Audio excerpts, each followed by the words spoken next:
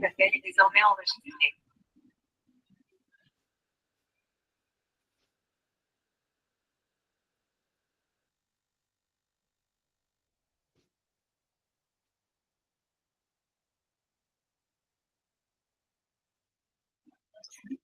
Bonjour à tous et bienvenue.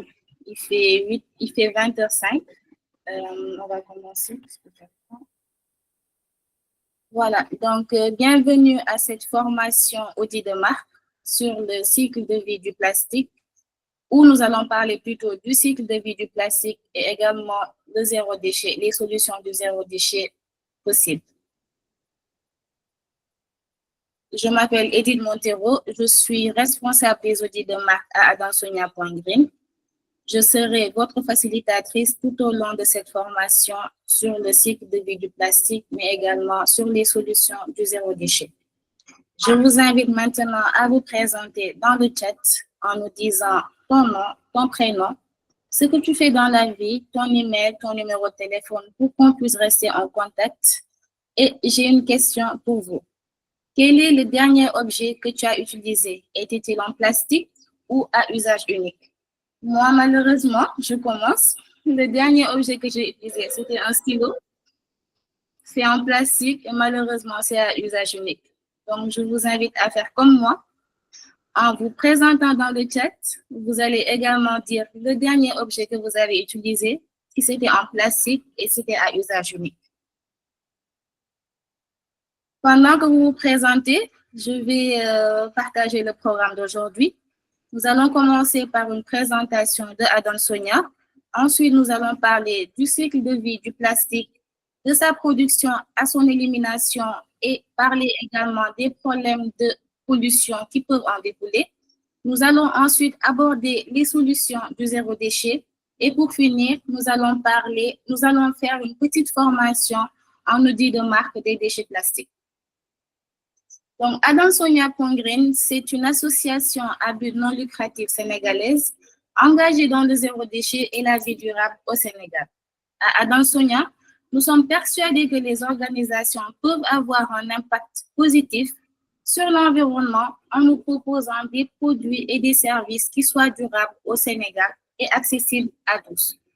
Comment nous travaillons à Adansonia? Nous agissons dans le tricycle de l'inaction, à savoir la sensibilisation de la communauté, l'accompagnement et la formation des entreprises, mais également au niveau du gouvernement par des plaidoyers. Comment nous faisons tout cela? Nous nous basons sur la récolte de données pour pouvoir agir. Nous faisons de la récolte de données à travers les audits de marque lorsque nous accompagnons les initiatives de cette settle, mais également lorsque nous faisons des évaluations des déchets pour pouvoir mieux implémenter des solutions green. À Adansonia, notre plan d'action s'articule sous deux approches, le réemploi et la gestion des déchets organiques. Comment nous faisons du réemploi? Nous favorisons tout ce qui est réutilisation pour toucher les vendeurs ambulants, les sacs de caisse, la distribution, les événements, les fêtes. Nous faisons également de la gestion des déchets organiques à travers les composts que nous proposons. Un projet a été élaboré et est en cours, appelé Marathon Compost dans les écoles, où nous favorisons l'installation de compost dans les écoles et par la suite, nous nous focaliserons sur les communautés. À Adansonia, nous avons également créé des communautés d'échange et de partage qui sont des lieux autant pour moi, où se tissent des liens de partenariat, mais également où se font des partages d'appels d'offres, d'appels à candidature chaque jour que je fais. Au-delà de la sensibilisation, nous avons besoin de projets pour pouvoir implémenter des solutions. Actuellement, nous vivons dans un monde où les enjeux environnementaux deviennent de plus en plus importants. D'où la nécessité de comprendre l'impact du plastique qui devient essentiel de plus en plus. Ce plastique, ce petit matériau qui est omniprésent dans notre vie, a un cycle de vie qui soulève de nombreux défis, malheureusement, pour notre écosystème. Pour aller en profondeur, je vais laisser Abdoulaye Sen qui va se présenter et qui va nous parler du cycle de vie du plastique, de sa production à son élimination, en parlant de tous les problèmes de pollution qui peuvent en découler. Si Abdoulaye Sen est là, il peut Oui, je prendre suis là. la parole et intervenir. Bonjour Abdoulaye. Alors, bonjour Edith. Donc, moi c'est Abdoulaye Sen. Donc, Je je te laisse suis. partager, continuer le partage. Non, je te laisse défiler. D'accord. Ok. Donc, je me présente, c'est Abdoulaye Sen. Donc, je suis environnementaliste de formation, consultant RSE développement durable. Et donc, je suis voilà, co-responsable du pôle formation sensibilisation de l'association Zéro Déchet. Et aussi, donc, le chargé de la réalisation. Oui. Vous m'entendez ou bien c'est bon? On ne t'entend pas très bien. Ah, là, je suis désolé. Un instant, je vois. Maintenant, vous m'entendez bien ou pas? Oui, c'est bon Oui, maintenant. Ou bien je parle un peu plus fort. Vas-y, c'est bon.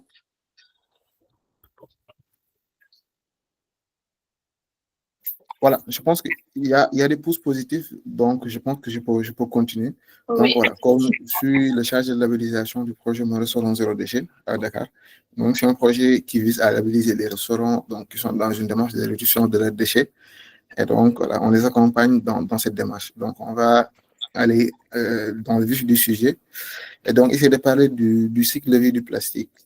Donc, le cycle de vie du plastique, c'est quelque chose qui est assez. Donc, comme vous parlez de cycle de vie, ça part donc de la production, de l'extraction des matières, des ressources naturelles qui sont utilisées pour fabriquer le plastique, parce que le plastique est fabriqué à partir de ressources naturelles, et donc la plupart avec des énergies fossiles. Donc, parler de la production du plastique, de l'extraction de ces matières qui sont extraites du produit, slide précédente, avant de venir.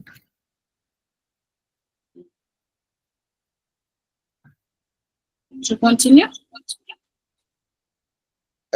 Edith, est-ce que tu peux retourner vers la première slide? Celui-là. Voilà, c'est ça. Donc, parler du cycle de vie du plastique revient à parler donc de l'extraction des ressources naturelles qui sont utilisées pour fabriquer le plastique, donc de la production du plastique même, donc qui est un processus énergivore et qui donc émet des émissions de gaz à effet de serre. Il y a aussi donc l'utilisation donc de ce plastique donc dans les points de vente et les consommateurs, mais aussi parler aussi de la fin de vie donc des objets en plastique, parce que la plupart des objets en plastique que nous utilisons, on les utilise donc à usage unique. Et donc, ils ont une courte durée de vie, donc environ 15 à 20 minutes d'utilisation.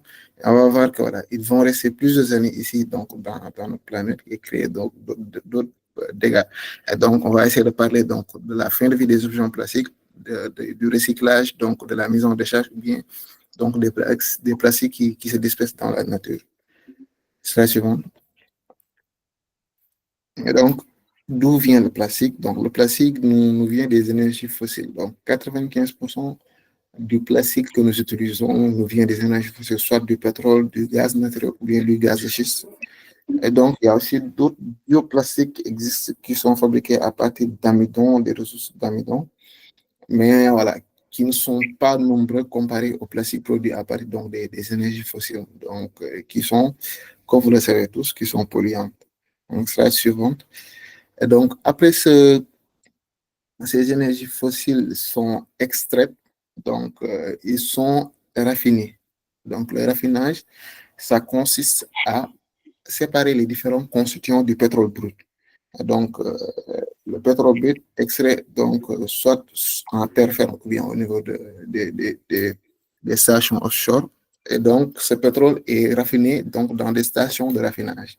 Et donc, ce raffinage va permettre donc, de séparer les différents constituants du pétrole. Ça va être soit du fuel, donc de l'essence, du gasoil, du kérosène ou bien du naphtha. Et donc, c'est à partir du naphtha qu'on va essayer de fabriquer donc, du plastique. Ce naphtha va être aussi chauffé. Donc, ce naphtha va être extrait au brut, puis chauffé et refroidi brusquement. C'est ce qu'on appelle le vapocraquage. Donc, on va couper les chaînes de polymères en en des monomères. Et donc, on va avoir des granulés. Et à partir de ces granulés, on va y ajouter quelques substances chimiques pour produire donc différents objets en plastique. Et donc, on va avoir soit des objets en plastique qui sont de plusieurs familles. Donc, comme vous le savez, on a des bouteilles, des sacs, des différents produits en plastique. Et ces produits en plastique sont différenciés à cause donc des substances chimiques qui sont ajoutées à ces monomères. Et donc, comme par exemple, je donne l'exemple du PVC, donc du polyvinyle de chlorure, donc le tuyau PVC. Et donc, on y a ajouté soit du vinyle et du chlorure. Donc, comme par exemple, le PET, c'est aussi une des familles de plastique. Donc, il existe plus de 7 familles de plastique, allant voilà, de la première à la 7e famille, donc les autres types de plastique. Et donc, voilà, il y a différents types de plastique qui existent, comme nous savons. Slide suivant.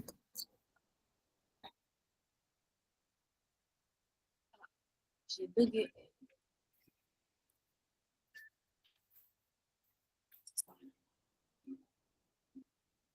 Voilà. Et donc, quand on parle d'utilisation, donc, le plastique est devenu un matériau qui est omniprésent donc, dans notre vie quotidienne. Donc, comme vous le voyez, donc, la plupart des objets que nous utilisons sont faits à base de plastique ou bien ont des constituants en plastique. Et donc, le plastique, on va retrouver donc, au niveau des emballages, tout ce qui est emballage de bonbons, tout ce qui est emballage qu'on va utiliser, donc tout ce qui est bien de grande consommation, donc au niveau de l'automobile aussi. Donc, la plupart des objets qui sont utilisés donc, sont faits à base de plastique. Il y a aussi donc le plastique est omniprésent donc, dans tous les secteurs, donc dans tout ce qui est appareil électrique et électronique. Donc, nos téléphones portables, il y a des constituants en plastique. Donc, le plastique est devenu un matériau donc, qui est, je peux dire, indispensable, si on peut le dire entre guillemets. Et donc, parce que la plupart des objets que nous utilisons sont faits à base de plastique ou ont des constituants en plastique. Mais donc, plus on avance, on va voir les impacts que ça va avoir. Et donc, slide suivante. Là, on a une courbe qui nous montre la quantité d'objets en plastique qui sont produits donc, depuis 1950 à nos jours. Et donc, 1950, ça coïncide à l'après-seconde guerre mondiale. Donc, le marché du plastique a commencé à prendre son boom depuis 1850. Donc, de 1850 à 1950, donc, il y a plusieurs donc, essais scientifiques qui ont été faits. Et donc, il y a plusieurs tests qui ont été faits donc, pour essayer de trouver donc, plusieurs objets en plastique, comme vous le voyez. Et donc, à partir donc, de la Seconde Guerre mondiale, donc, il y a le PVC donc, qui est utilisé en grande partie. Et donc, ceci a créé le boom donc, de l'industrie du plastique. Et donc, de 1950 à 1978, donc, il y a Coca-Cola qui est entré dans le secteur du plastique, qui a changé sa bouteille en verre pour le transformer en bouteille en plastique. Et donc, là, des milliards de bouteilles en plastique qui sont produites par cette usine. Et donc, comme vous le voyez, donc, depuis 1950 à nos jours, c'est environ donc 9,2 milliards de tonnes de plastique qui sont produits. Et donc, si on prend par exemple en ce moment donc, les productions annuelles donc, de produits en plastique, c'est environ 400 millions de tonnes de produits en plastique qui sont produits donc, chaque année. Donc, c'est quelque chose qui a eu un boom. Et donc, comme vous le voyez, le plastique est devenu omniprésent donc, dans nos sociétés. C'est la suivante. Et donc, là, si on décide de s'intéresser où vont nos déchets à Dakar, donc, par exemple, c'est un cas particulier donc, de la ville de Dakar. Donc, la plupart de nos déchets en plastique donc, prennent ces 3 chemins. Je veux dire, soit ils sont déversés directement à la décharge de Mbobes, soit dans les dépôts sauvages, ou bien donc brûlés, ou bien donc disséminés dans la nature. Et donc, ces déchets sont déversés à la décharge de Mbobes, donc créant des impacts sur le plan sanitaire, donc beaucoup de maladies qui sont causées par la prolifération de ces déchets en plastique, les déchets qui sont déversés dans les dépôts sauvages, parce que environ 5,3% des ménages à Dakar utilisent donc les dépôts sauvages donc, pour déverser donc le ordures. Et donc, ceci est une des causes donc, des inondations, parce que le plastique va obstruer donc la voie des canaux et donc va augmenter donc le phénomène des inondations. Et donc, le plastique enfoui dans le sol aussi, donc ceci va bloquer une infiltration de l'eau. Donc, c'est aussi une des causes aussi des inondations. Le plastique, donc, s'il est brûlé, ça va créer des fumées toxiques, des émissions de dioxine, de furane, donc des produits qui sont hautement toxiques, qui vont créer donc des problèmes de santé publique avec des maladies comme l'asthme, la pneumonie, donc qui se prolifèrent. Ou bien la dernière voie, donc, c'est le plastique qui est drainé euh, et qui se dirige donc vers l'océan. Et donc, on va voir donc dans les prochaines slides le plastique, comment ça va se faire dans l'océan. Donc, de manière générale, donc, je vous avais dit que donc, chaque année, donc, il y a environ 400 millions de tonnes de produits en plastique qui sont produits. Et donc, il y a, sur ces produits en plastique, il n'y a que seulement 9% qui sont recyclés. Les 46% sont enfouis, donc au niveau des décharges, et les 22% sont mal collectés ou mal gérés, et les 17% sont incinérés, donc soit à l'air libre, soit dans les centres d'incinération. Et donc, pourquoi ce 9% de plastique recyclé? Slide suivante. Donc, on nous parle souvent de recyclage quand on parle de plastique. Euh, on nous dit comme la solution miracle, mais si on se penche là-dessus, on voit que il n'y a que seulement 9% du plastique qu'on est parvenu à recycler. Pourquoi? Parce que, comme vous le voyez, le cycle du recyclage donc, est un cycle assez long. Et donc, comme vous le voyez là, depuis la collecte jusqu'à la valorisation du produit, ça passe donc dans différentes échelles, à différents points. Et donc, ça dépense de l'énergie, ça dépense beaucoup d'argent et donc des ressources en eau aussi qui sont utilisées. Et donc, le recyclage, ce n'est pas quelque chose de tellement facile comme on le pense, c'est quelque chose d'assez compliqué. Et donc, c'est la raison pour laquelle il n'y a que seulement 9% du plastique qui est recyclé. Et donc, avant de pouvoir recycler même, il faudra d'abord trier à la source les déchets. Et donc, comme nous le savons, c'est quelque chose qui n'est pas assez fréquent donc, dans nos villes. Slide suivant. Alors, quand on parle de plastique et de changement climatique, donc le plastique, comme vous l'avez vu, donc depuis l'extraction donc des ressources naturelles, donc soit du pétrole ou du gaz, qui sont ensuite raffinés pour produire des produits en plastique et jusqu'à sa fin de vie, vous voyez que le plastique pollue à chaque instant donc de sa vie. Et donc, ceci va émettre des émissions de gaz à effet de serre. Et donc, le plastique émet environ entre 3,6 à 4% des émissions totales de gaz à effet de serre. Donc, ça vient de l'empreinte carbone du plastique. Et donc, c'est quelque chose qui, avec les tendances, donc, parce que d'ici à 2050, donc, la quantité de plastique qui est produite va être triplée si on ne change pas donc, si on n'amène pas des changements à l'échelle internationale pour essayer donc de mener un blocus sur la quantité de plastique produit. Et donc, ceci va avoir un impact aussi sur le changement climatique parce que ça émet des émissions de gaz à effet de serre. Et ces gaz à effet de serre d'origine anthropique sont une des causes principales donc, du changement climatique. C'est la suivante. Et donc, le plastique, lorsqu'il est déversé à la mer, et donc, on va voir que les objets en plastique ont une certaine durée de vie. Donc, comme vous le voyez, la plupart de ces objets, lorsqu'ils sont déversés dans la mer, et donc, on voit comme par exemple, une couche jetable va faire plus de 450 ans dans la nature sans se dégrader. Une bouteille en plastique, 450 ans dans la nature sans se dégrader. Les filets de pêche, plus de 600 ans donc dans l'océan, dans la nature, sans pour autant se dégrader. Et donc, là, il est important donc, de s'interroger donc, à la fin de vie donc, de ces produits en plastique que nous utilisons donc, de manière quotidienne. Donc, une couche jetable qu'on utilise comme par exemple un enfant qui utilise une couche jetable 4 couches par jour, donc va polluer donc, depuis sa naissance donc, et des choses qui ont quelques minutes d'utilisation vont mettre plus de centaines d'années donc sans pour autant se dégrader. Donc, s'interroger donc, sur la durée de vie de ces produits. Slide.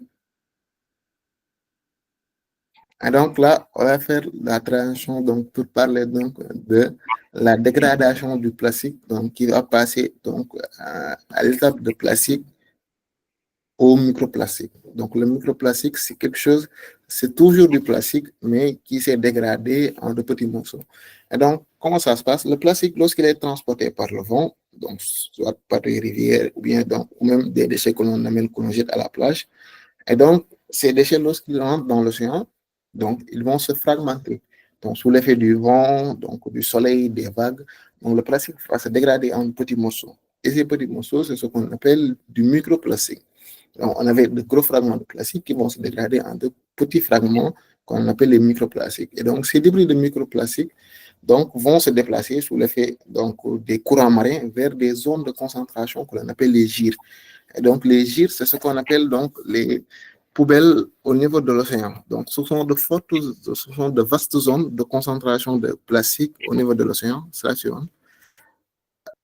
Les gyres, donc, c'est ce qu'on appelle les continents plastiques. Donc, c'est de vastes superficies donc, où se regroupent les déchets. Donc, les déchets plastiques au niveau de l'océan donc, vont être amenés, transportés par les courants marins vers ces zones de concentration de déchets que l'on appelle les gyres. Et donc, ces gyres, donc, ce sont de vastes poubelles au niveau de l'océan. Donc, c'est ce que j'ai l'habitude de dire, les mbobos océaniques. Et donc, ces gyres, donc, on les appelle continents plastiques, mais ce n'est pas des continents. Donc, des continents sur lesquels on peut marcher. Donc, ça prend une ampleur de soupe à plastique, comme par exemple, comme c'est de petits fragments qui sont dans l'océan. Donc, c'est une pollution locale. Donc, c'est de vastes continents, comme par exemple, si on prend le gyre au niveau du Pacifique, ça a une superficie de 20 fois la superficie du Sénégal. Donc, la superficie. Donc, c'est de vastes superficies où il y a donc d'énormes quantités de débris, de déchets. Et donc, c'est ce qu'on appelle la soupe à plastique. Slide suivant. Et donc, ces déchets en plastique, ces microplastiques vont être mangés donc, au niveau de l'océan donc, par les poissons donc, qui vont confondre ces doses de microplastiques au plancton. Donc, les poissons se nourrissant du phyto ou du zooplancton donc, vont ingérer donc, ces doses de microplastiques. Et donc, ces microplastiques, lorsqu'ils sont mangés par les poissons, donc, vont revenir donc, dans nos assiettes, nous qui mangeons ces poissons. Donc, c'est comme ça que nous arrivons à manger donc du plastique. Et donc, le plastique donc, dans l'océan, ça n'impacte pas uniquement que les poissons, ça impacte toute la biodiversité marine. Ça suivant, donc, on voit qu'il y a 1 million d'espèces qui meurent chaque année, donc dû à la pollution plastique au niveau de l'océan, parce que chaque année, c'est 8 millions de tonnes de plastique qui sont déversées dans l'océan. Et donc, nous sommes en train d'ingérer du plastique parce que c'est du microplastique qui est mangé par les poissons qui sont à la base de la chaîne alimentaire. Et sachant que l'homme est au sommet de cette chaîne alimentaire, plus on mange ces objets, ces poissons et autres, plus on ingère donc des quantités de plastique. Et donc, on l'estime à, par exemple, chaque semaine, on ingère environ plus ou moins 5 grammes de plastique et environ par an 250 grammes de plastique qui sont ingérés. Et donc, le microplastique, donc, c'est quelque chose qui rentre dans notre corps, donc, soit par notre alimentation, soit par l'eau que nous buvons, ou même l'air même que nous respirons. Donc, ce qui nous montre que ceci a un impact sur notre santé. Et la slide suivante, donc, un impact sur notre santé. Donc, ceci peut causer donc, des problèmes d'infertilité, de cancer, ou bien des perturbations endocriniennes. Et donc, par exemple, le bisphénol A, donc c'est quelque chose qui se trouve donc dans les emballages et qui a un impact donc sur notre santé, donc sur le diabète ou bien même sur des cancers et autres. Et donc, ceci est dû à l'utilisation des produits en plastique. Et donc, comme on l'a dit, donc la transmission de maladies donc, de l'animal à l'homme, ce qu'on appelle des zoonoses. Et donc, voilà, c'est soit on mange des poissons ou même des vaches ou des bœufs. Par exemple, si vous allez à Mbobos, donc vous allez voir des troupeaux qui vont déambuler aux alentours de la décharge pour chercher de quoi manger. En mangeant, ils vont ingérer des doses de plastique. Et donc, ceci, nous qui mangeons ces aliments, nous avons tendance à ingérer donc, ces doses de microplastique. Et autres. Donc, ceci a un impact sur notre santé. Donc, slide suivant. Donc, voilà. On a des contraintes de temps, c'était pour limiter tout juste le temps pour voilà, être dans les 20 minutes. Et donc, voilà, nous, au début, je me suis présenté comme voilà, chargé formation, sensibilisation au niveau de l'association Zéro Déchet. Et donc, voilà, ce sont nos engagements. On s'engage à sensibiliser donc, nos familles et nos amis, arrêter l'utilisation du film plastique, prendre son sac à tissu, ses sacs à vrac donc, pour faire ses courses, afin d'éviter les sachets en plastique. Donc, voilà, refuser les sachets à la boutique, faire ses propres produits ménagers. Donc, voilà, il y a Chérif aussi qui va prendre le relais pour vous expliquer plus la démarche zéro déchet. Et donc, voilà, vous en parlez beaucoup plus. Donc, c'était un plaisir pour moi d'intervenir. Et donc, je suis à l'écoute des questions et interventions. Merci beaucoup, Abdoulaye. Merci pour ces éclaircissements qui étaient très importants pour nous parler de l'impact du plastique et des enjeux qui en découlent. Merci beaucoup à l'association Zéro Déchet pour cette intervention. Merci encore, Abdoulaye. Maintenant, oui. Excusez-moi, vous avez des questions pour Abdoulaye avant de passer à Chérif Zigani qui va nous parler du zéro déchet? Bon, désolé, Élite, je n'entends pas ton micro. Mon micro, tu l'entends pas?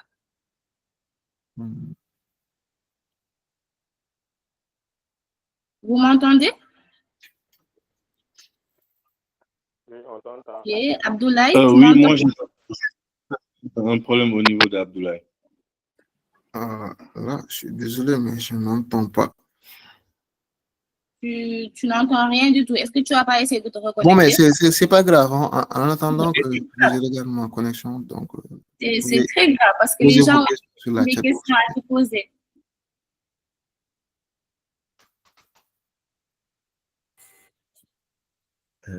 Peut-être ceux qui ont des questions, comme il a des soucis de connexion, il les note et après on pourra revenir sur ça. D'accord, on va faire comme ça. Donc, si vous avez des questions, écrivez-les au niveau du chat et après on passera une à une pour voir les questions. Merci en tout cas, Abdoulaye, pour cette présentation sur le cycle de vie du plastique. Il nous a parlé de sa production à l'élimination et de tous les problèmes qui en découlent, tous les problèmes de pollution qui découlent de l'usage du plastique.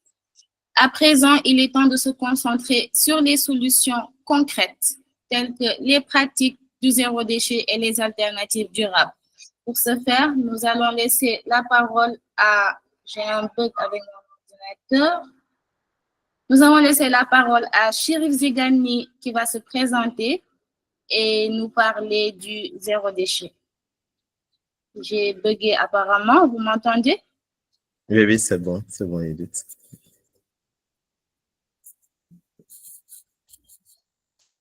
Ok, bonsoir à tout le monde. Donc, moi, je m'appelle Chérif Zigani. Je suis le coordinateur du collectif UGB Vert et je remercie Abdoulaye pour sa présentation tout à l'heure. Nous sommes tous les deux chargés de labellisation, lui à Dakar, moi à Saint-Louis, donc on travaille tout le temps ensemble. C'est moi qui ai bugué ou c'est... Oui, je pense, Edith, c'était toi. Mais on t'a entendu et j'ai commencé aussi. C'est moi. Ouais. Mais c'est bon.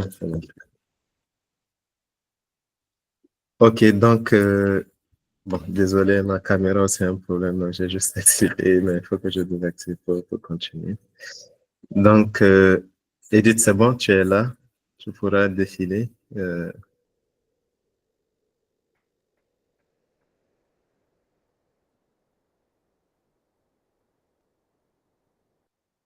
Les autres, vous m'entendez bien? Oui. Donc, le problème, c'est du côté de Edith. Peut-être je vais présenter à sa place.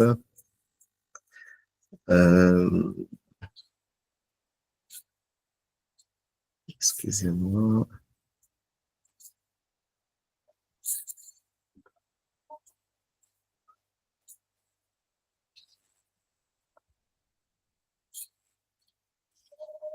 Donc, en attendant de lancer la présentation, j'espère que tout ce qu'Abdoulaye nous a appris sur le cycle de vie du plastique vous donne envie de vous bouger et d'adopter, si ce n'est pas encore fait, la démarche zéro déchet. Ça veut dire aller vers des solutions pratiques à mettre en œuvre pour voilà, réduire notre production de déchets. Donc, déjà, la démarche zéro déchet, pourquoi l'adopter? Abdoulaye a parlé de tous les problèmes que les déchets, et principalement les déchets plastiques, causent, depuis l'extraction de la matière première, la fabrication, le transport, l'utilisation et tout ça. Et cela aujourd'hui est un enjeu, en fait, fait les gens sont de plus en plus conscients que si on ne change pas notre façon de faire dès maintenant, on court tout droit à notre perte.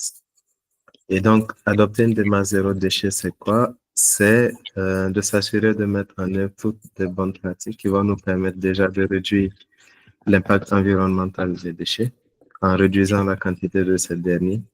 Donc, si on a moins de déchets, on a forcément moins d'impact sur les nappes, sur les animaux, sur l'alimentation plastique et tout ça. Également, c'est préserver les ressources naturelles. Donc, le plastique, ça vient du pétrole. Le pétrole, c'est une ressource naturelle qu'on utilise pour beaucoup d'autres choses. Et on n'a pas forcément besoin de tout le plastique qu'on produit. Ça, c'est l'exemple du plastique. Mais c'est la même chose parce que le zéro déchet, c'est aussi du zéro gaspillage. Donc, ne pas acheter trop de nourriture alors qu'on sait qu'on va pas manger, par exemple.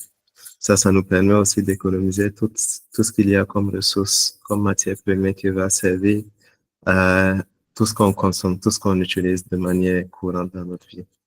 Économie financière aussi, parce que si vous vous inscrivez dans une démarche zéro déchet, vous allez aller vers l'achat en vrac et en grand contenant, par exemple, au lieu d'acheter tout le temps en détail, sachant qu'acheter en détail, ça vous revient plus cher et ça génère plus de déchets. Acheter, par exemple, tout le temps des sachets d'eau, ça devient plus cher et ça génère beaucoup de déchets plastiques. Acheter tout le temps des petites bouteilles d'eau, c'est la même chose.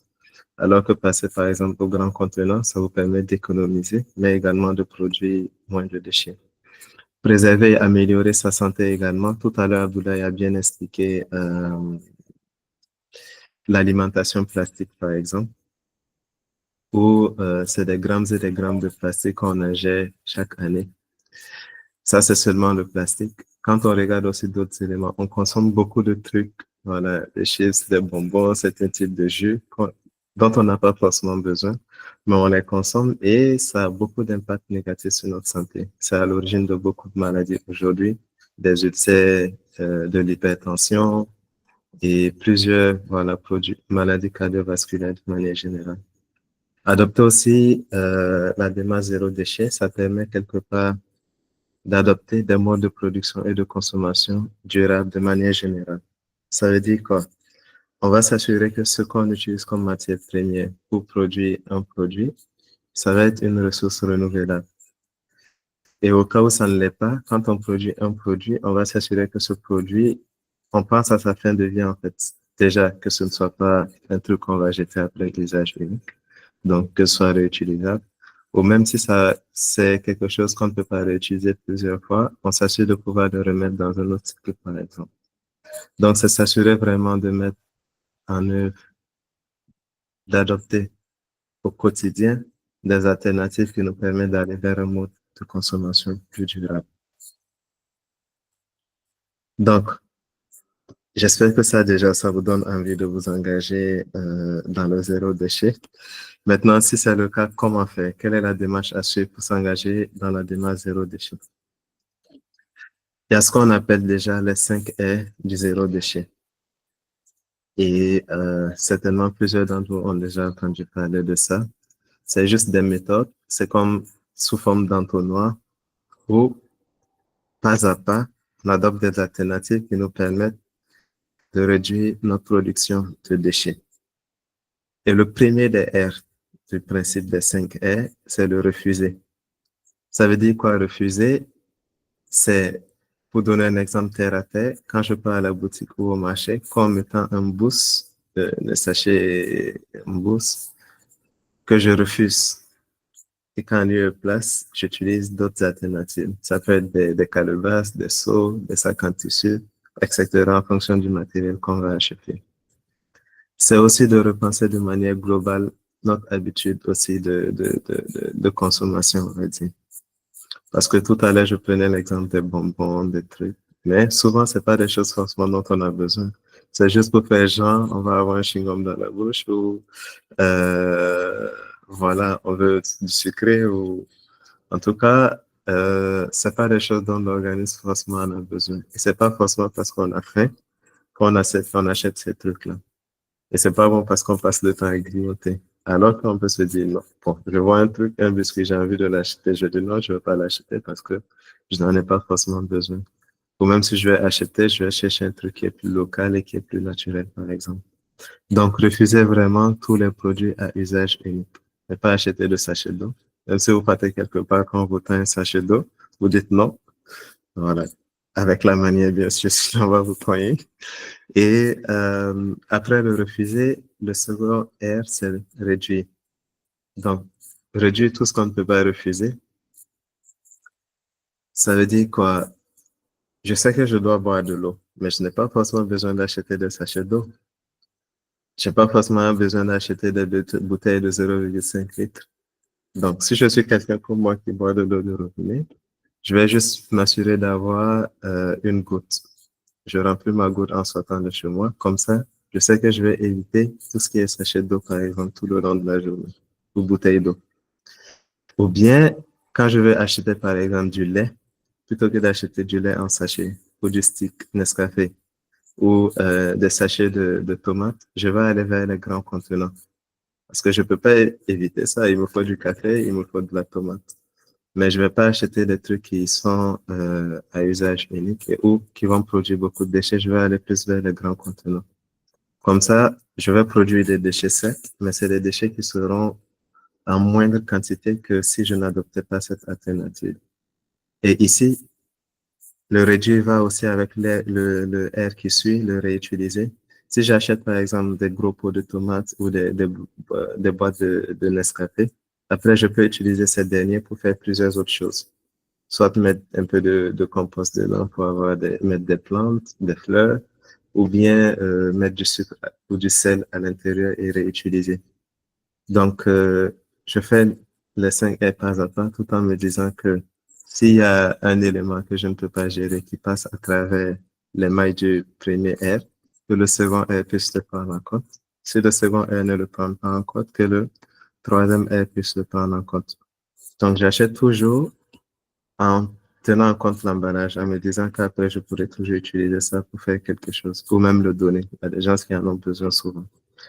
Donc, après, il y a le rendre à la terre.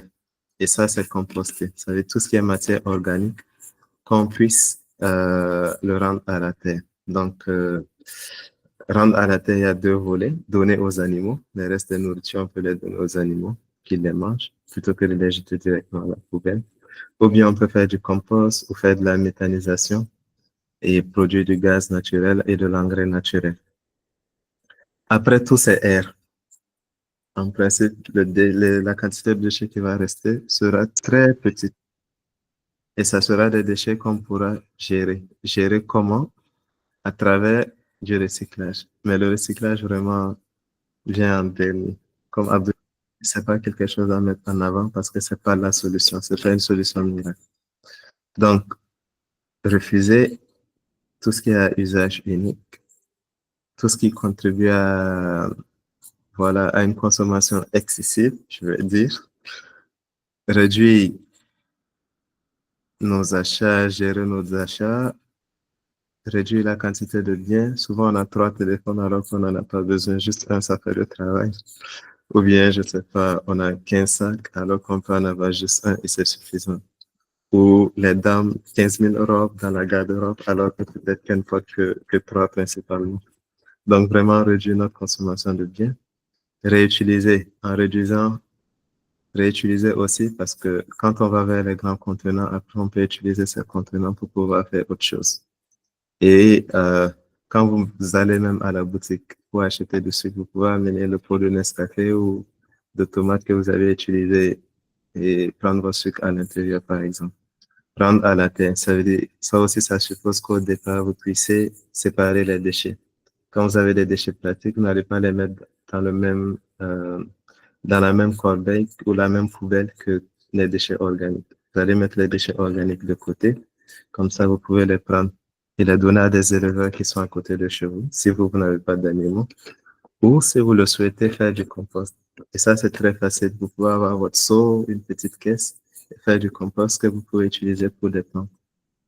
Et après, il y a le recycler, voilà, qu'on n'encourage pas forcément, mais qui est quand même nécessaire pour pouvoir gérer certains types de déchets. Donc, pour pouvoir appliquer les principes de ces 5 R-là, il peut y avoir une démarche simple à suivre. Souvent, il ne faut pas vouloir en faire trop. Vous avez suivi la présentation d'Abdoulaye, vous dites que le plastique pose problème, vous voulez appliquer tous les 5 R dans votre vie de manière générale. Ça peut être lourd et à partir d'un moment, vous risquez d'abandonner. C'est pourquoi il faut aller pas à pas. Et pour ça, vous pouvez commencer par suivre, par exemple, votre poubelle. Si c'est à la maison, vous regardez votre poubelle pendant un certain temps, 3 jours, 4 jours, une semaine, et vous essayez d'identifier ce que vous jetez le plus comme déchets. Et à partir de ça, vous vous dites, bon, nous, on boit par exemple que de l'eau minérale à la maison et on achète trop de bouteilles de 10 litres ou de 1,5 litre. Donc, on va s'attaquer à ça et appliquer le principe de 5R. Donc, ce que vous allez voir, c'est quelles sont les alternatives qui existent pour les bouteilles. Et ça, il y a les bonbons d'eau qui fonctionnent comme les gaz là. Ça veut dire que vous allez acheter votre bonbonne. Lorsqu'elle se vide, vous allez repartir avec la bonbonne vide et récupérer une bonbonne pleine, comme on le fait avec les gaz. Ça vous revient moins cher et vous ne produisez pas de déchets. Parce que vous allez toujours aller donner la bonbonne au supermarché ou à la boutique et ils vont vous donner une nouvelle bonbonne en retour. Et la bonbonne que vous leur avez donnée, ils vont nettoyer, remplir à nouveau et remettre ça sur le marché. Et c'est la même chose. Si vous remarquez que c'est l'embousse qui domine, vous pouvez vous chercher un sac en tissu et un panier. Voilà, ou un seau pour celles qui vont beaucoup au marché, sachant que ça peut vous aider à éviter de prendre des sachets plastiques. Si vous remarquez que c'est les sticks, vous allez aller vers les boîtes de Nescafé. En tout cas, vous essayez de voir à votre niveau ce que vous produisez le plus comme déchets et vous essayez de vous attaquer à ça. Si vous faites ça pendant 3 mois, 4 mois, 5 mois et vous voyez que c'est OK, vous pouvez vous attaquer ensuite à d'autres types de déchets. Donc, gardez à l'esprit aussi que commencer, c'est bien. Il y a beaucoup de gens, après les formations, qui se disent, tac, je me lance dans le zéro déchet. Ils font une semaine, ils abandonnent. Ça, c'est pas bon du tout. Donc, il faut s'assurer quand on commence vraiment de bien commencer, de commencer pas à pas. C'est pourquoi on parle pas de, je sais pas, 5R simplement. On dit une démarche zéro déchet. Donc, c'est une démarche pas à pas. Chacun à son niveau, à son échelle, il essaie de voir ce qu'il est possible de faire. Il commence avec ça. Et au fil du temps, il s'améliore. Donc là, j'ai mis, si j'ai encore un peu de temps, bien sûr, une question pour juste 2 personnes pour nous dire quel déchet vous pensez produire le plus. Comme ça, on essaie de voir ce qu'on peut proposer comme alternative à ça. Est-ce qu'il y a un volontaire qui veut nous dire le déchet qu'il pense produire le plus?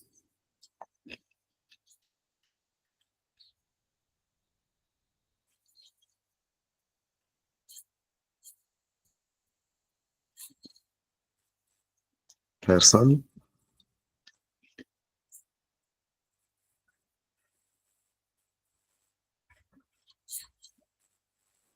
Chérif, quelle est la question? Quel est le déchet que vous pensez produire le plus? Ah, d'accord. Oui, Boubacar?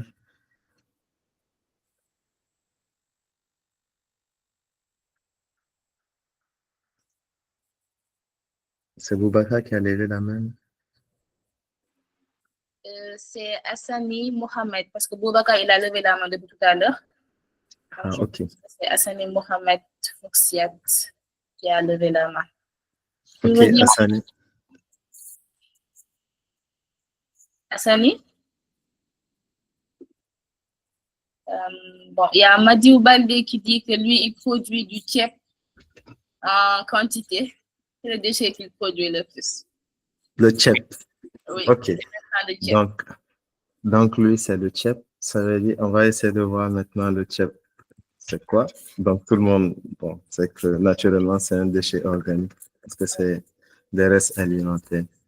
Donc, le chef m'a dit, oh, c'est à l'université, je suppose. Et il y a tellement de chats affamés à l'université que je pense que s'ils voient ce chef, ils vont pas le laisser du tout. Mais la première chose à faire, c'est de se dire pourquoi il produit beaucoup de chips comme déchets. Est-ce que c'est parce qu'il achète plus qu'il ne peut manger ou bien c'est parce que quand il achète, c'est pas bon? Si c'est parce que Madio, quand il achète, c'est parce qu'il ne mange pas beaucoup, il achète plus. En ce moment, il doit aller acheter moins. S'il a l'habitude d'acheter un plat, peut-être acheter un demi-plat. C'est ça aussi le zéro déchet, le zéro gaspillage. Donc, acheter juste ce dont on a besoin pour ne pas jeter le surplus. Maintenant, s'il se trouve que c'est parce que souvent il achète et que c'est pas bon, il n'arrive pas à manger, en ce moment, il faut changer de fournisseur aussi pour éviter à l'avance, se dire que bon, je vais acheter goûter alors qu'on risque de jeter. Donc, c'est ça. Commencez par voir qu'est-ce qui est à l'origine de cette production massive de chips. Si c'est parce que on achète plus dont on a besoin, réduire. Si c'est parce qu'on achète ou on n'arrive pas à manger, changer de fournisseur, par exemple. Maintenant, malgré tout, il peut arriver qu'il y ait un peu de chips qui reste. En ce moment, il faut penser aux animaux qui sont là. Et leur donner. Mais toujours s'assurer vraiment dès le départ de faire tout pour qu'il n'en reste pas. Bon, à l'unanimité, ils disent tous qu'ils produisent, le déchet qu'ils produisent le plus, ce sont les déchets organiques. Les déchets organiques, super. Donc, Le plus. voilà. Donc, c'est la même démarche. Il faut déjà vous demander pourquoi. Est-ce que c'est parce que vous achetez plus que ce que vous ne consommez? Si c'est le cas, réduire. Maintenant, souvent, on peut acheter un produit, le consommer et il y a forcément des déchets organiques. Si vous achetez, par exemple, une banane, vous mangez, il va y avoir la peau qui va rester. En ce moment, vous pouvez aller sous un arbre. S'il y a beaucoup d'arbres autour de vous, sous un arbre, vous mettez, si c'est juste une, deux, trois peaux, c'est pas grave, vous pouvez mettre sous l'arbre. Ça va se décomposer et libérer des éléments nutritifs pour la plante. Mais si c'est en quantité que vous êtes ensemble à la maison, vous pouvez faire un compost et après l'utiliser pour les plantes de la maison ou bien voir un jardinier qui est à côté et lui offrir ça. Pour les déchets organiques, c'est ça. OK, on va aller vers la slide suivante. Donc, ici, ça revoit juste 9 petits gestes qu'on peut appliquer au quotidien et qui vont nous permettre de nous inscrire dans la démarche zéro déchet, zéro gaspillage. Donc, zéro déchet, je ne l'ai pas dit tout à l'heure, mais c'est une traduction de zero waste en anglais qui veut dire zéro gaspillage, zéro déchet. Donc, il y a les deux volets qui sont à l'intérieur, ne pas gaspiller et produire le moins possible de déchets. Voilà. Donc, c'est 9 gestes, mais ça ne veut pas dire qu'il faut les appliquer les 9 en même temps. Ça va être lourd, c'est pas sûr de pouvoir tenir. Donc, vous pouvez voir celui qui vous semble le plus facile et dès ce soir ou dès demain, vous commencez à l'appliquer. Dès que vous sentez que vous êtes rodé, vous passez à un autre, vous ajoutez un autre au fur et à mesure. Donc, ici, le premier des gestes, c'est avoir une goutte. Je sais qu'avec Ada Sonia, tout à l'heure, Edith va nous parler de l'audit de marque, mais les résultats ont montré que c'est les sachets d'eau qu'on retrouve le plus dans la nature en termes de déchets plastiques. Alors que si tout un chacun avec une goutte, on est sûr de réduire considérablement la production de déchets plastiques liés à la consommation d'eau. Deuxièmement, avoir un sac réutilisable. Quand vous partez à la boutique, vous vous arrêtez, que vous regardez le nombre de personnes qui ressortent avec des sachets, et quand vous vous dites que ça, c'est juste 2 minutes, 5 minutes d'utilisation, c'est quand même assez grave, vu tout ce qu'Adblair nous a montré comme conséquence de ces déchets-là. Alors qu'avoir juste un sac réutilisable, vous pouvez même bricoler vous-même un sac réutilisable, prendre un sac vide de riz, voilà, bricoler, coudre, mettre un fil, peindre, je sais pas. Ou aller acheter aussi, ça ne coûte pas cher et ça vous permet d'économiser. Il y en a qui partent tout le temps au marché, ils achètent des sacs de 100 francs. Vous économisez ces 100 francs sur une année, c'est de l'argent pour un projet, pour commencer un projet. Donc voilà. L'autre, c'est acheter en vrac. Donc, quand vous partez à la boutique, ne pas acheter le soble dans un sachet, la tomate dans un sachet, le carnet salade poivron dans un autre sachet, mais achetez tout ça en vrac. Et en ce moment, il faut connaître les produits. Il ne faut pas aller acheter la tomate, le poivron et ensuite l'oignon et mettre en haut. Ça risque d'écraser le reste et c'est pas ce que vous voulez. Donc, si vous achetez en vrac, il faudra savoir quoi acheter en premier. Vous mettez ça au fond du panier ou du seau. Ensuite, vous achetez les autres éléments et vous les mettez au-dessus au fur et à mesure. Même le sucre, quand vous partez à la boutique, vous pouvez amener un contenant et acheter. Le boutiquier, ça lui fait plaisir parce qu'il économise des sachets et vous êtes tranquille, quoi. Vous avez fait du zéro déchet. Vous pouvez avoir également des tasses ou des thermos pour votre café. Vous pouvez avoir une tasse quand vous partez acheter le café tout bas, vous achetez avec ça ou bien votre thermos. Ou même en sortant de chez vous, vous achetez, vous faites le café à la maison, vous mettez dans votre thermos et vous pouvez siroter ça toute la journée. Manger sur place et éviter aussi les livraisons ou les plats emportés. Ça produit beaucoup de déchets. Ça produit en général pas qu'un seul type de déchets même, parce que dans un seul plat, vous pouvez avoir les baguettes, le sac, même si souvent c'est un carton, mais c'est quand même à usage unique, donc c'est pas forcément bon. Alors que se lever, aller manger sur place et se lever, marcher encore, c'est bon pour la santé parce que vous digérez et tout ça. Et vous gagnez même en quantité, parce qu'avec les baguettes, c'est plus petit. Donc, refusez aussi les pailles, la vaisselle à usage unique. Souvent, lors des cérémonies, les gens s'utilisent beaucoup de cuillères, de plats jetables, alors qu'on aurait pu juste acheter des plats, voilà, en inox et pouvoir les utiliser à chaque fois qu'on a des cérémonies. Donc, vous, quand vous prenez part des activités où il y a ça, n'hésitez pas à vous rapprocher des organisateurs et à les sensibiliser.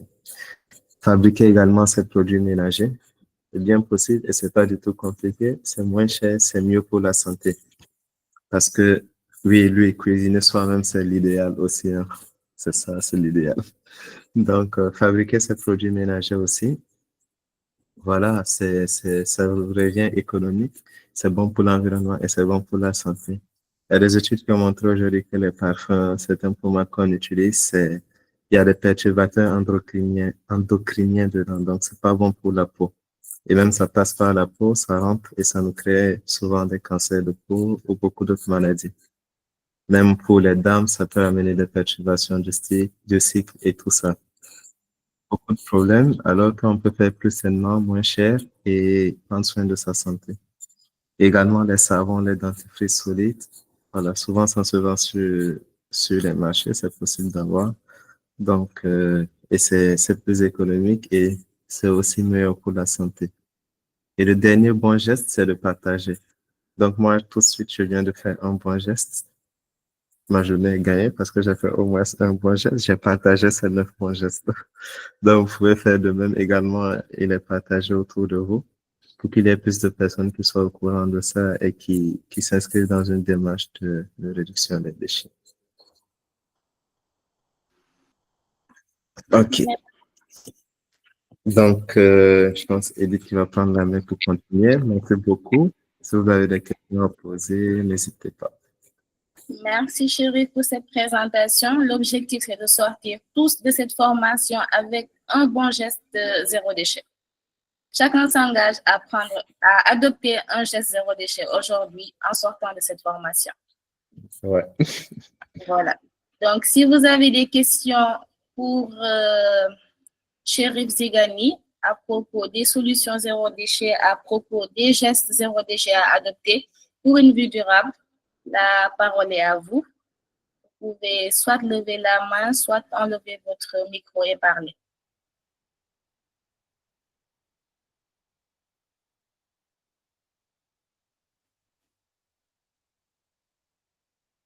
Chérif, tu n'as pas de questions, mais je pense qu'il y a des questions pour Abdoulaye. Bon, il y avait une première question pour Abdoulaye. Je l'avais notée quelque part.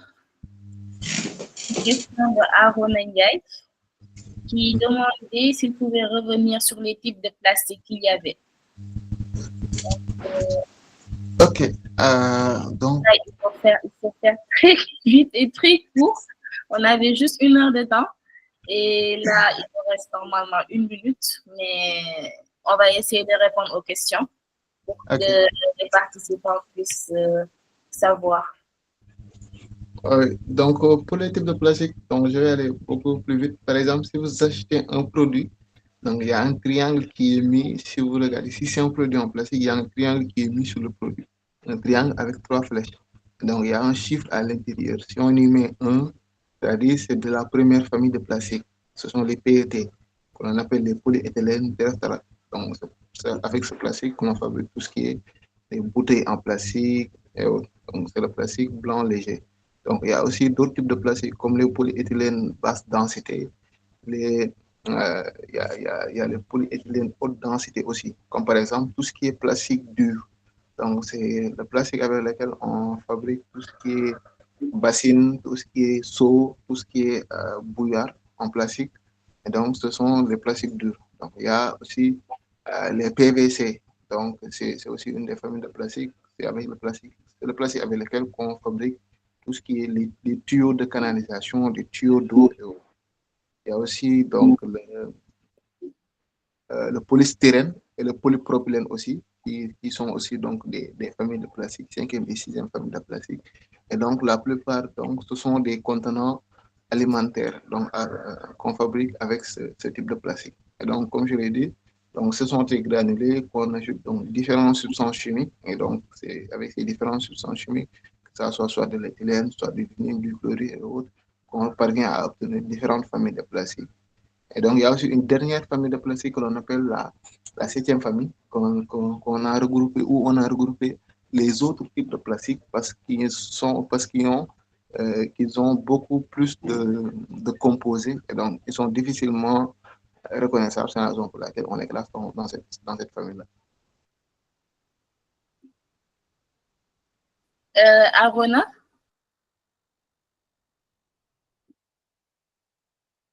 Il n'est pas là.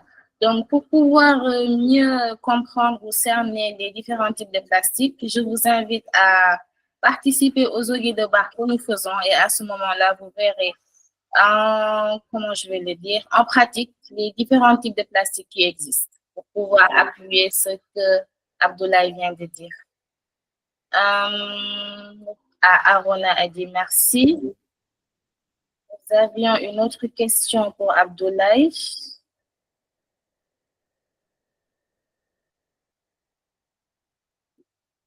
Oui.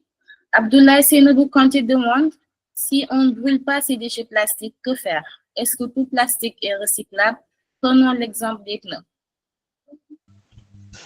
Comme par exemple, il n'y a pas toutes les formes de plastique qui sont recyclables. Donc, si on est parvenu à recycler que 9% du plastique, c'est-à-dire que il y a des plastiques qui sont facilement recyclables, d'autres qui sont beaucoup moins. Comme par exemple, la première et la deuxième famille de plastiques sont des plastiques qui sont facilement recyclables. Comme par exemple le PET, comme par exemple le plastique issu des bouteilles, c'est-à-dire le PET, le polyéthylène terephthalate. Donc, c'est un plastique qu'on transforme en pâte et en granulés. Avec ce système, on peut en fabriquer donc de nouvelles préformes. Il y a les polyéthylènes haute densité qui sont recyclables facilement. C'est à travers ce plastique les bouteilles de ketchup, bouteilles d'eau de javel, ces plastiques durs, on les transforme pour en fabriquer donc d'autres objets en plastique, les satellites, chaises et autres. Mais il y a d'autres familles de plastique qui sont difficilement recyclables, comme par exemple les autres familles de plastique sont difficilement recyclables.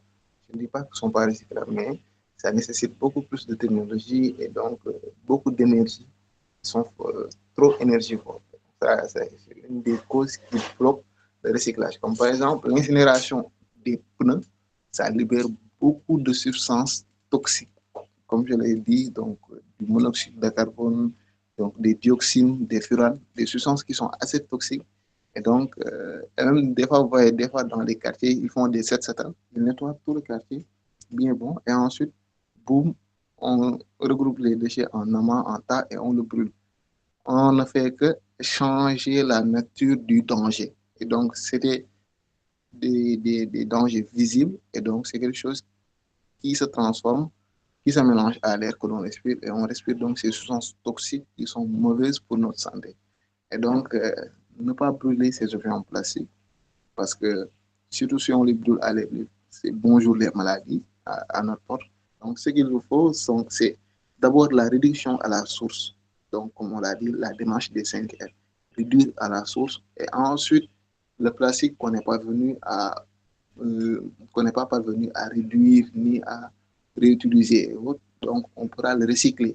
Donc, mais comme je l'ai dit, pour pouvoir recycler, il faudra d'abord trier les déchets. Si les déchets sont souillés, si on mélange les déchets organiques avec les déchets en plastique ou bien des déchets en papier ou du sable, donc on ne pourra pas recycler ces objets en plastique. Donc, la réduction à la source, la prévention. Donc, sur les 5 R que Chérif a dit, les 4 premiers sont de la prévention, c'est-à-dire refuser, réduire, réutiliser, rendre à la terre avec le compost ou du biogaz.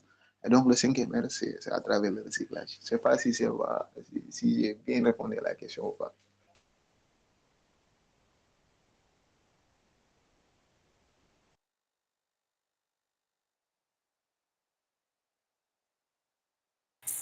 Edith, ton micro. Mon micro.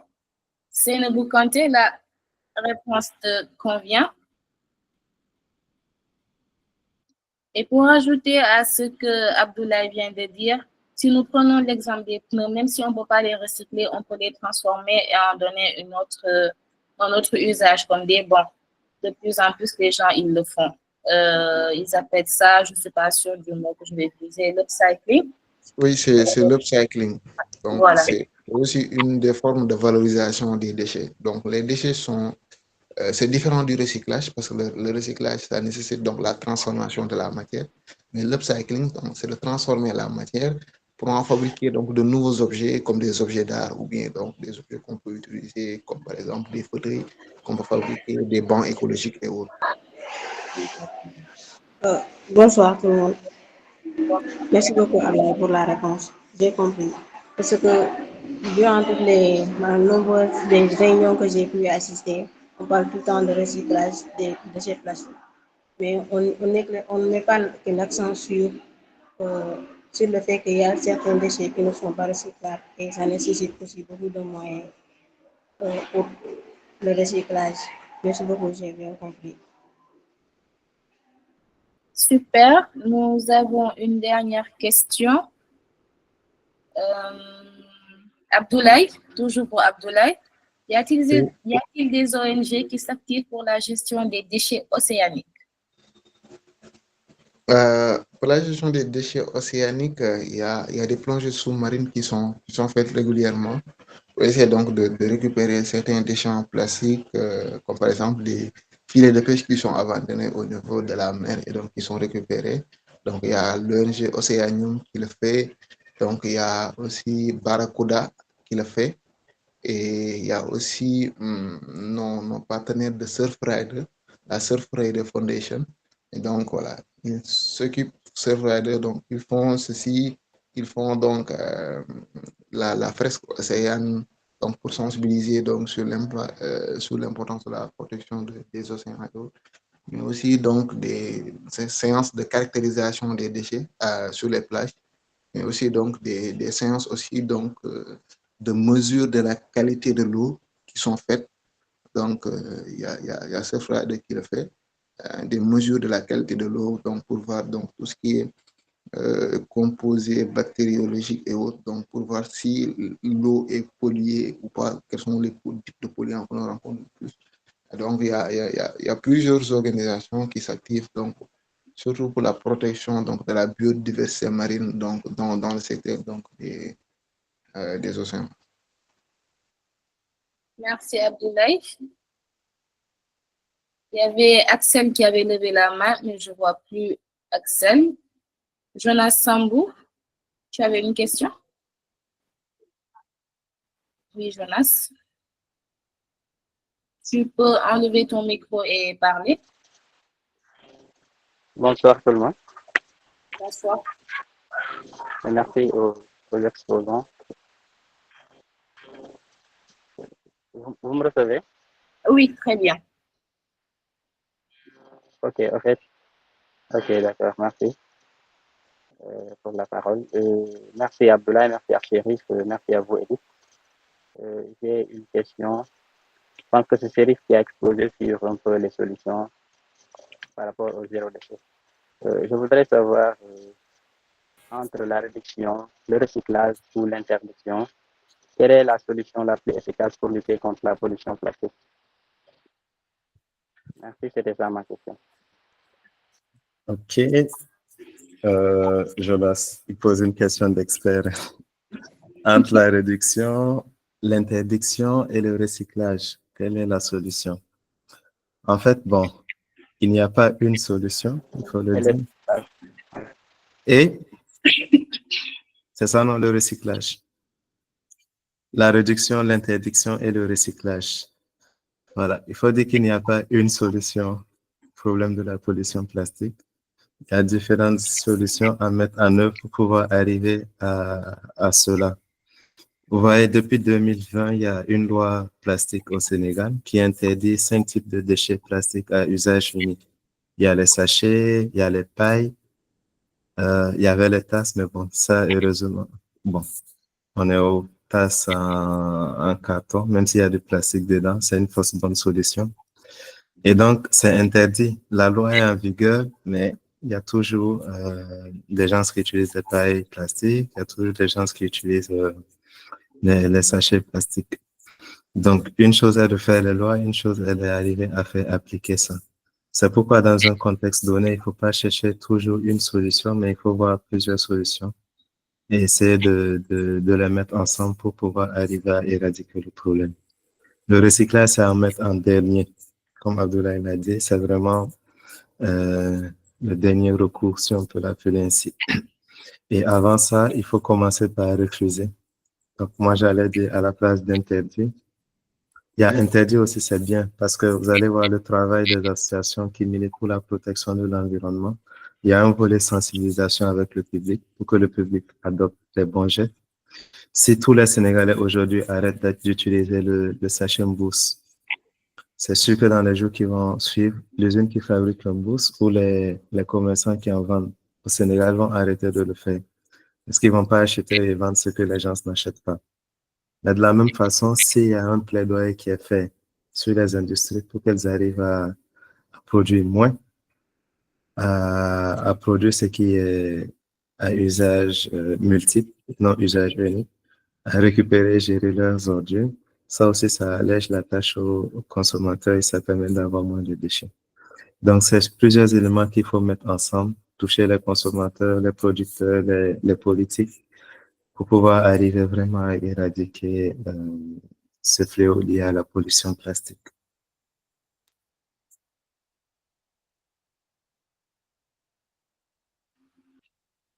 Merci, Chérif. Jonas, c'est bon pour toi?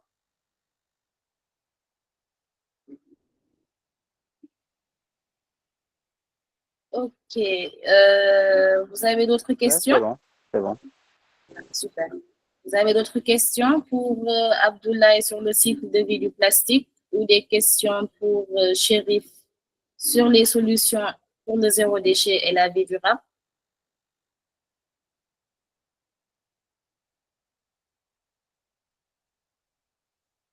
D'accord. Donc, si on n'a plus de questions, on va passer très rapidement à la formation sur le je vais partager.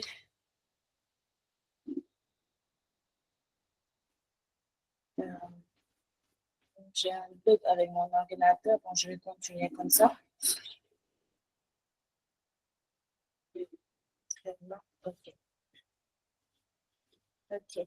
Donc, un des volets de Adansonia.green, c'est la récolte de données. Comment nous faisons la récolte de données? C'est à travers les audits de marque que nous faisons lorsque nous accompagnons des initiatives telles que les 7-7,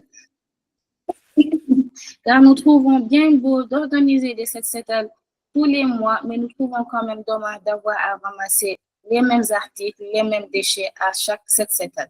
Donc, l'audit de marque vient en appoint au 7-7 pour pouvoir identifier les entreprises responsables de ces déchets que nous ramassons à chaque 7-7.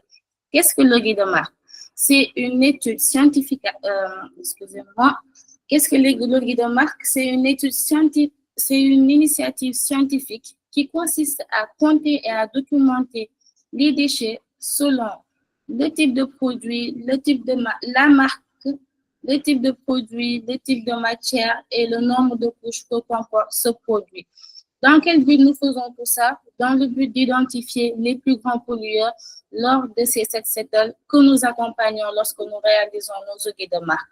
Pourquoi? pour pouvoir aujourd'hui pousser ces entreprises à arrêter de nous produire du plastique à usage unique, mais également sensibiliser les consommateurs à ce qu'ils arrêtent de consommer ces produits de ces emballages pour que le producteur lui-même puisse changer ses habitudes, les habitudes de production d'emballage qu'il nous propose. Comment nous arrivons à identifier ces grands pollueurs? Nous utilisons la plateforme de notre partenaire international Break Free from Plastic qui agrège les données du monde entier. Malheureusement, nous n'avons pas beaucoup de temps, donc nous allons passer à la méthodologie de Login de marque, mais on va parler très brièvement de la méthodologie et je vous inviterai à une formation plus en détail où nous allons parler de Login de marque, d'où vient le guide de marque, le contexte dans lequel il s'installe, qui est à l'origine, etc. et les étapes dans les détails les plus précis. Malheureusement, là, il nous reste juste 15 minutes avant la fin, donc je vais y aller très rapidement et laisser les participants, s'ils ont des questions, pour les interventions de Abdoulaye, mais également de Chérif, et également s'ils ont aussi des questions sur le guide de marque pour qu'ils les posent en essayant de finir à 21h30. Donc, les différentes étapes pour faire le guide de marque, nous avons le rassemblage des déchets plastiques. Car une fois qu'on a collecté les déchets, nous devons faire un premier tri où il va falloir rassembler les déchets plastiques. Et pour faire ce rassemblement de déchets plastiques, il faut être à l'abri du vent, car ce sont des fragments de sachets qu'on aura, des fragments de déchets et qui peuvent voler très rapidement lorsqu'on n'est pas à l'abri du vent. Pour pouvoir considérer qu'un déchet est plastique, nous devons regarder si l'article que nous avons entre les mains est constitué de 50% de plastique en volume pour qu'il puisse être considéré comme un déchet plastique. Après avoir rassemblé les déchets plastiques, nous devons effectuer un tri. Lorsque nous accompagnons les initiatives de cette settle, nous encourageons les participants, les organisateurs à ce qu'ils se séparent. Un groupe qui aille faire le ramassage et un autre groupe qui reste sur place pour pouvoir effectuer le guide de marque dès que le premier sac de collecte arrive. Le guide de marque est un processus qui prend beaucoup de temps, on va dire, car on doit compter selon la marque, selon le type de produit, selon le type de matière, mais également le nombre de couches par rapport à tous les déchets qu'on aura ramassés. Nous effectuons un premier tri, par catégorie, mais également, pour aller plus loin, un tri par marque. Le tri par catégorie, c'est très simple. Nous allons faire des tas. Un tas où il y aura les bouteilles d'eau, un tas où il y aura les tasses, les gobelets, un autre tas où il y aura les sachets de transport et un autre tas où il y aura les sachets d'emballage. Donc, c'est là, les sachets d'emballage d'eau, etc. Donc, c'est la raison pour laquelle il est très important d'être à l'abri du vent pour éviter que ça s'envole. Ensuite, nous pouvons effectuer un tri par marque. Nous verrons plusieurs marques lors des guides de marque et une marque qui revient, au lieu de noter 1, c'est mieux de les rassembler par marque et ensuite de compter globalement et ensuite pour pouvoir reporter plus facilement. Sinon, on peut se perdre et avoir beaucoup de marques à compter alors que c'est le même produit qui revient à chaque fois. Pour pouvoir enregistrer les données, 3 types de supports vous seront remis. Je pense que oui. Excusez-moi. Mon ordinateur est un peu lent. Voilà. Donc, pour pouvoir enregistrer les données, 3 types de supports vous seront remis. Vous avez un premier support où est mentionnée la carte de données, là où vous allez enregistrer les données de l'audit de marque, et deux autres types de supports, un qui concerne le type de produit et un autre qui concerne le type de matériel, pour pouvoir vous orienter dans l'enregistrement des données de l'audit de marque. Pour la fiche de type de produit, nous avons répertorié, catégorisé les différents types de produits plastiques de fabrication plastique qui existent. Donc là, nous avons six catégories. Nous avons les plastiques issus des emballages alimentaires, les plastiques issus des produits ménagers, les plastiques issus des soins personnels, les plastiques issus des matériaux pour fumer, les plastiques issus des équipements de pêche, mais aussi les plastiques issus de matériaux d'emballage. Si le produit que vous avez entre les mains ne correspond à aucune de ces catégories avec des exemples bien précis pour vous orienter au niveau des dessins, vous allez juste sélectionner le haut. Ici, c'est très simple, il suffira d'encercler la bonne réponse. Ne vous inquiétez pas, nous aurons une formation beaucoup plus approfondie parce que là, comme je l'ai dit tout à l'heure, nous sommes à court de temps. Donc, je vous inviterai à la fin à l'autre formation plus approfondie pour rentrer plus en détail dans la formation audit de marque. Après la fiche type de produit, nous avons une deuxième fiche qu'on vous distribue, c'est la fiche type de matériel. Là, comme tout à l'heure, Abdoulaye l'a dit, il s'agit des différents types de plastique, des différents types de matériel de plastique qui existent. Nous avons catégorisé les 7 qui existent. Nous avons le PET, qui est du polyéthylène terephthalate, le HDPE, le PVC, le LDPE, qui est du polyéthylène à basse densité, le PP, qui est le matériel utilisé pour fabriquer le plus souvent les bouchons, le PS pour fabriquer les gobelets, et le O qui désigne tous les matériaux dont on n'arrive pas à identifier le type de matériel. Là, c'est très simple également. Il faudra juste encercler la bonne réponse en vous référant sur les différentes catégories que vous avez pour essayer d'identifier l'article que vous avez entre les mains. Excusez-moi. Vous pouvez également vous aider lorsque vous retournez l'article que vous avez et que vous regardez en dessous de l'article. Vous pouvez voir un triangle avec un numéro. Ce triangle avec un numéro peut également vous aider à déterminer le type de matériel que vous avez entre les mains. Après avoir rempli la case pour les types de matériel, nous avons une dernière case ou une avant-dernière case à remplir qui est le nombre de couches du matériel. Le nombre de couches, c'est selon le matériel que nous avons est recyclable ou s'il n'est pas recyclable, comme le disait tout à l'heure Abdoulaye.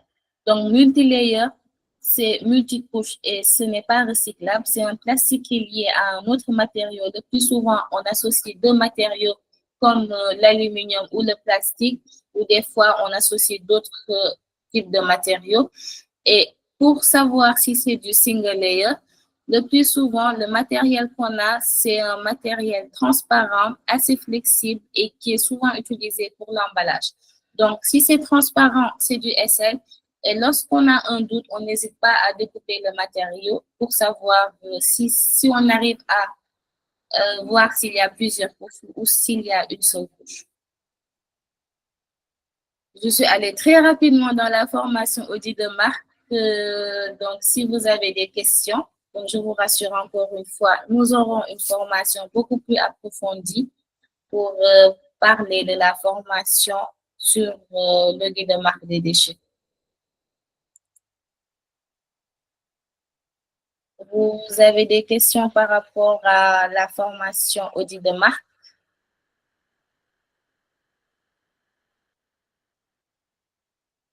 D'accord. Donc, après avoir enregistré toutes ces données, qu'est-ce que nous faisons? Nous reportons ces données dans la base de données de notre partenaire international Brick Free from Plastic. Et comme je disais tout à l'heure, Brick Free from Plastic fait l'agglomération des résultats de tous les pays du monde pour pouvoir identifier les entreprises qui produisent le plus. Adansonia s'est engagé à produire 12 rounds audits de 2024 dans un rapport. Après avoir participé à un audit de marque, vous aurez la chance d'avoir un certificat de participation écrit par Brick Free from Plastic pour les bénévoles. Le plus souvent, nous nous basons sur la fiche de présence. Nous sommes arrivés à la fin de cette formation. Nous remercions tous les participants pour avoir pris le temps de suivre cette formation. Nous espérons que vous avez compris l'impact du plastique, de sa production à son élimination, tous les problèmes qui en découlent au niveau de la pollution, que ce soit de la terre, de l'océan. Et j'espère également qu'au sortir de cette formation, que nous aurons tous à adopter un bon geste pour la vie durable et le zéro déchet au Sénégal. Ce n'est pas fini. Nous aurons une prochaine rencontre, comme je vous le disais tout à l'heure, pour une formation audit de marque plus en profondeur le 26 novembre 2024. Je vous invite à scanner ce code QR ou alors nous vous partagerons les informations ultérieurement par rapport à la formation qui se fera le 26 novembre 2024. Je vous dis oui. Allô, Edith? Le partage, je vois absolument rien. Oui. Est-ce qu'on peut voir la présentation? D'accord, nous vous partagerons la présentation dans le groupe. Vous êtes dans la communauté? Oui. D'accord, donc la présentation sera partagée dans la communauté afin que vous puissiez tous la voir. Oui, Gaël, tu as levé la main.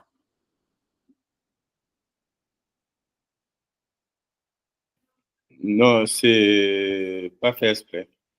D'accord.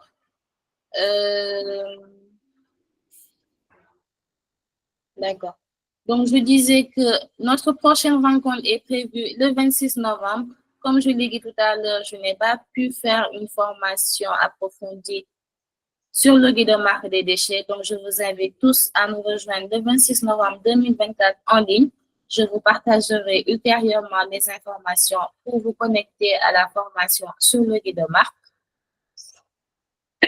Merci à tous nos participants. Merci à Chérif Zigani du collectif UGB Verte. Merci à Abdoulaye Sen de Zéro Déchet Sénégal pour vos interventions, pour avoir expliqué aux participants l'impact du cycle de vie du plastique et également les solutions du zéro déchet à adopter. Nous restons en contact. Si vous n'êtes pas encore membre de notre communauté, vous pouvez scanner le code QR ou alors au niveau du chat, on vous partagera le lien pour pouvoir accéder à notre communauté. Vous pouvez nous joindre au 78 290 41 28. Pour nous écrire, c'est ensemble@adansonia.green. Nous sommes sur les réseaux sociaux tels que Instagram, Facebook, LinkedIn. Notre site internet, c'est adansonia.green. N'hésitez pas pour les audits de marque, lorsque vous connaissez des initiatives de cette secteur, n'hésitez pas à nous contacter pour qu'on puisse accompagner ces initiatives et qu'on puisse avoir des données pour pouvoir sensibiliser et également faire des plaidoyers au niveau du gouvernement afin que ces entreprises nous proposent des produits, des services qui soient durables et en adéquation à l'environnement. Merci beaucoup pour votre participation. Encore merci. Merci. Gaël, tu as levé la main? Oui. Je voulais juste en profiter en tant que responsable comme d'Adam Sonia, d'inviter, s'il y en a ici des gens passionnés de la com, à rejoindre notre communauté de communicants d'Adam Sonia pour qu'on puisse ensemble amplifier le message de l'environnement et d'Adam Sonia ensemble. Et on fera effectivement des formations pour les monter en compétences pour pouvoir mieux communiquer pour mettre en avant excusez-moi, je suis perdu, pour pouvoir mettre en avant le message d'Adam. Merci Gaël. Donc, merci à tous pour votre participation. La formation est finie. J'espère que vous allez tous adopter un geste zéro déchet. Et nous nous revoyons très prochainement pour la formation des communicants, comme Gaël l'a dit, mais également la formation. Oui, Momodou? Bonsoir, très chère madame. Bonsoir. C'est un immense plaisir aujourd'hui de partager avec vous cette formation qui a été très bénéfique pour nous. Moi, je ne fais pas partie de votre groupe, mais par le biais d'un de mes amis, je l'avais côtoyé, je suivais la formation et je lui ai demandé de me partager les liens et je l'ai suivi. Nous qui ne sommes peut-être, je sais pas si il y a des personnes qui sont dans la même situation que moi, qui ne font pas partie de cette groupe ou de cette initiative. Est-ce que nous pouvons bénéficier, est-ce que nous pouvons avoir des informations nécessaires pour la prochaine formation, Inch'Allah, parce que je vois que c'est très utile et c'est très bénéfique pour nous. Merci beaucoup. D'accord. Donc, nous allons partager le lien de notre communauté. Et à travers cette communauté, vous pourrez avoir toutes les informations sur les formations. Et comme je l'ai dit tout à l'heure, vous pouvez aussi avoir accès à des appels d'offres, des appels de financement. C'est un espace où les gens partagent tout ce qui est en rapport avec l'environnement et qui peut être profitable à tous. Donc, le lien, on vient de le partager pour pouvoir rejoindre notre communauté et ainsi on pourra rester en contact et vous informer des prochaines formations à venir. Oui, c'est sur WhatsApp, bien sûr. C'est un lien sur WhatsApp. Super. Donc, merci. Merci à tous. Merci, Chérif. Merci, Edith. Merci, Jonas. Merci, Abdoulaye. Merci à tout le monde. On dirait que les gens n'ont pas envie de se déconnecter. Vous pouvez vous déconnecter, c'est fini. Ok, merci beaucoup et bye bye. Merci à tous pour la participation. C'était très gentil et j'espère que ce webinaire vous a profité à tous et que ces informations étaient très utiles